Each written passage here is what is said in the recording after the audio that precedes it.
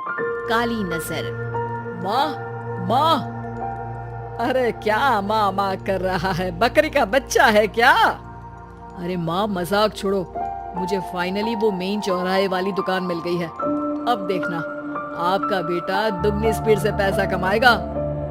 ओफो, ये क्या? मेरी ऑनलाइन मेकअप क्लास चल रही है। इतनी जोर से क्यों बोल रहे हो आप दोनों? अरे मेरी धर्म पत्नी जी, मेकअप क्लास बाद में करना। वो चौराहे वाली दुकान मिल गई है हमको। अरे वाह, रुको, मैं अपनी माँ को फोन लगाकर बता देती हूँ।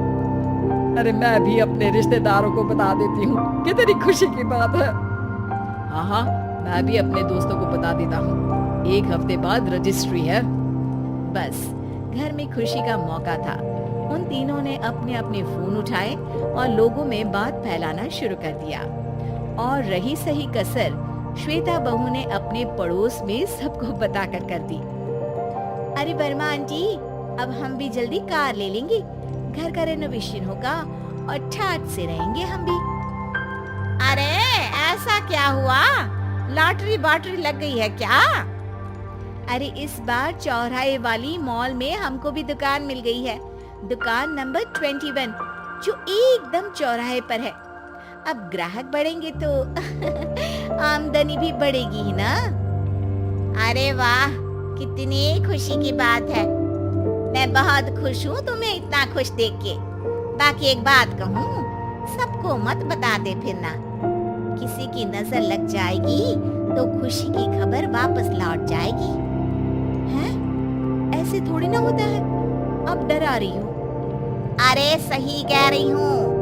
काली नजर कहते हैं इस चीज को, जब आप किसी को कुछ बताओ और वो काम बिगड़ जाए। अरे लेकिन मैं तो... तुमने सबको बता दिया ना? हाँ, फोन लगा लगा के। अब बच के रहना। काली नजर बड़ी खतरनाक होती है। श्वेता इतनी खुश रहती है कि वो वर्मा आंटी की बात पर ध्यान ही नहीं देती, जबकि पड़ोस में और भी लोगों से खुशी की खबर शेयर करती रहती है। अगले दिन राजेश बहुत दुखी होकर घर आता है। अरे बेटा, क्या हुआ? मुंह क्यों सूजा हुआ है? मधुमक्खी ने काट लिया क्या? माँ, वो दुकान किसी और के पास चली गई। किसी ने ज्यादा भाव लगा दिया। अरे पर बात तो आपसे हुई थी ना उस दुकान वाले की। हाँ, आज मैं टोकन अमाउंट देने गया था, तब मुझे पता चला। कोई आकर सुबह मुझसे पहले ही ज्यादा अमाउंट दे गया। काली नजर। क्या कहा? वर्मा आंटी ने समझाया था कि किसी को बताना मत, वरना काली नजर लग जाएगी। अच्छा, तुम्हें उनकी बात मान लेनी चाहिए थी। उनकी बात मान लेती, लेकिन उसके पहले ही सबको बता चुके थे ना हम तीनों। अरे अगली बार से ध्यान रखेंगे। कोई भी नई चीज होगी तो किसी को नहीं बताएंगे। तीनों कुछ दिन ऐसे ही रहते हैं, पर एक दिन श्वेता को एक मेल आता है। राजेश, मेरा ऑनलाइन मेकअप कोर्स कंप्लीट हो गया। अब मैं खुद का पार्लर खोल सकती हूँ। अरे वाह, अपने मोहल्ले में ही खोलते हैं। ये जो घर के सामने दुकान है ना, वहीं। हाँ, यहाँ सस्ती भी मिल जाएगी। अगले दिन श्वेता वर्मा आंटी के पास जाती है मिठाई का डब्बा लेकर। अरे आओ आओ, कैसे आना हुआ? जोर से नहीं बोलूंगी। वो सामने वाली दुकान है ना, वहाँ मैं अपनी पार्लर की दुकान खोलने वाली हूँ। उसकी मिठाई है। अरे वाह, बहुत बधाई हो तुमको। हाँ, मैं कमाने लगूंगी तो राजेश पर पूरे घर का बोझ नहीं रहेगा ना आंटी जी। ये तो है, पर ये बता कि तूने ये बात किसी और को तो नहीं बताई ना? अरे नहीं नहीं, पिछली बार गलती कर दी थी। काली नजर लगी किसी की और राजेश के हाथ से वो दुकान चली गई थी। सबको मत बताना। चलो मैं चलती हूँ, कल दुकान की बात करने भी तो जाना है।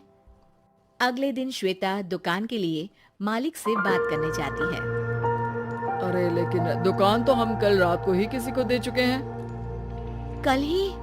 हाँ, कल ही। 2 दिन बाद कोई यहाँ पार्लर भी खोल लेगा। आप कहीं और दुकान देख लीजिए।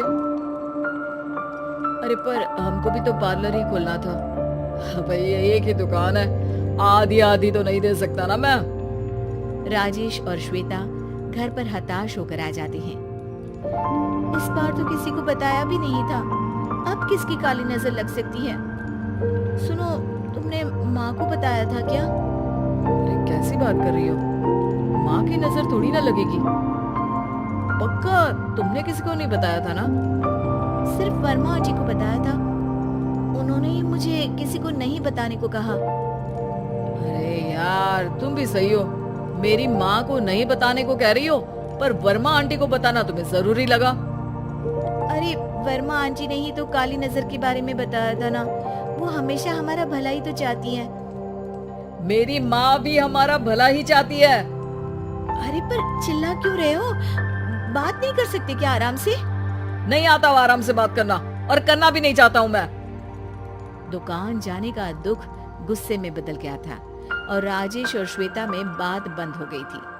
2 दिन बाद मोहल्ले में पार्लर का इनॉग्रेशन हुआ, जिसमें मोहल्ले के सभी लोगों को बुलाया गया, पर श्वेता, राजेश और माँ नहीं जाते। माँ अंदर आ जाओ, क्या देख रही हो? अरे नया पार्लर देख रही हूँ अपने आंगन से। देखो, माँ को दूसरे का सुख देखने में कितना मजा आ रहा है, मेरा दुख नहीं दिख रहा इन्हें। यहाँ मेरा पार्लर भी तो हो सकता था।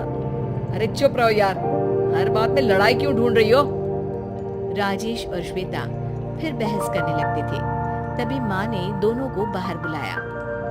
अरे जरा देखो तो, दुकान चलाने वाले का बोर्ड पर नाम क्या लिखा है? श्रुति वर्मा। गाड़ी निकाले बेटा, हमें कहीं जाना है। काली नजर का इलाज कराने। राजेश अपनी बाइक निकालता है। तीनों ट्रिपलिंग कर रहे हैं। माँ राजेश को उस मॉल वाली दुकान पर लेकर जाती है जहाँ राजेश अपनी दुकान खोलने वाला था। यही दुकान लेना चाहता था ना तू? हाँ, पर इनको भी दुखी करने लेकर आई हो क्या यहाँ पर दुकान दिखाकर? वहाँ काफी नहीं था? अरे श्वेता थोड़ा सब्र रख, अभी पता चलेगा कि हम यहाँ क्यों आए हैं। बता, इस दुकान चलाने वाले का नाम क्या है? अनुपम वर्मा। कुछ समझ में आया? वो दुकान वाली श्रुति वर्मा, ये दुकान वाला अनुपम वर्मा, और हमारे पड़ोस में हमने उस दुकानों के बारे में बताया किसको था? वर्मा आंटी को। मतलब वर्मा आंटी ही हमारा काम बिगाड़ रही है? नहीं नहीं, ऐसा नहीं हो सकता, ये बस इत्तेफाक है।